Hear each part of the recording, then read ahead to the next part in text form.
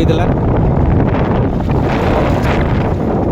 ଯାହାକି air strip ହେଉଛି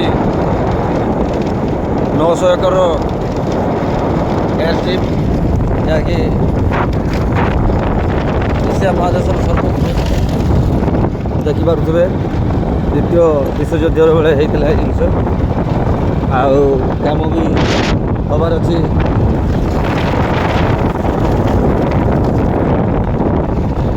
ଦେଖିପାରୁଥିବେ ଏ ହେଉଛି ରାଜଗୋବିନ୍ଦପୁର ନଳଗଜା ମଜାମୁଜି ଏୟାର ଷ୍ଟ୍ରିପ୍ जिला मयूरभंज डिस्ट्रिक्ट मयूरभंज